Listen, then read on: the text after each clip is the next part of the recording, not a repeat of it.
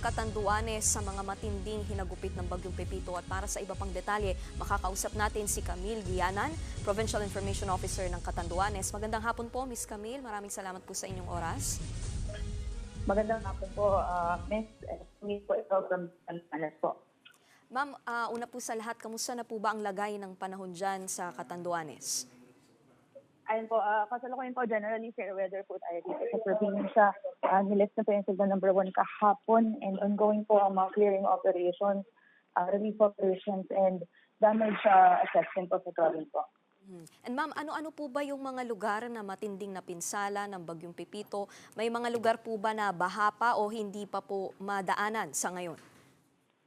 Sa ngayon po, meron po tayong anim na main municipalities severely affected po ng tropa ng Super Typhoon Pepito. Ito po yung northern part, Bagamanok, Panganiban, Pandan, Caramal, Giga, some parts of Baras and Moto po. Wala na po din as of now kasi mainit po pagkatapos ng bagyo. Pero may mga areas pa rin po yung impossible as of now. Going po ang clearing operation. Kamusta po ang power situation at communication lines dyan sa Catanduanes? Ayan po, kakapasok pa lang po na balita kanina, meron na pong isang feeder sa buong probinsya na energized na po. Kahapon po until kanina umaga po, zero po talaga, total power shutdown tayo. Pero ang operasyon ng din natin po dito, meron na po tayong isang feeder dito sa bayan ng Virac na energized po. Kamusta po ang lagay ng mga evacuation center? Umaabot naman po ba yung mga relief packs para sa evacuees, mga donasyon?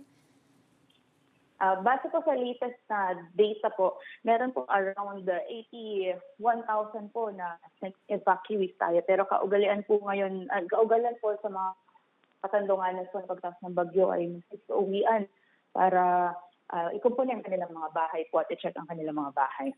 Kamusta po yung mga residente? Meron po ba tayong mga naitalang casualties o mga pinaghahanap pa? Sa ngayon po, since wala po tayong missing, wala po tayong recorded deaths sa Catanduanes, which very po. Panghuli po, ma'am, ano pong mga pinakakailangan ng Catanduanes ngayon? Siyempre po kailangan po namin to continue our operations, kailangan namin ng tulong power restoration and yung cell site, kailangan namin yung signal communication reports, sa parting ito. But we're doing our best to get updates as much as we can. Bukod po yung sa donation po, kailangan ng food packs, kailangan ng hygiene kit, damit, mga materyales, ito din ng mga bahay po. Okay. Muli maraming salamat po sa inyong oras. Camille Guianan, Provincial Information Officer ng Catanduanes. Mga kapatid, ako po si Ruth Cabal. Maging maalam at may pakialam sa mga may init at rumaratsadang balita sa Frontline Express. Para maging updated sa balitaan, mag-subscribe lang sa social media pages ng News 5.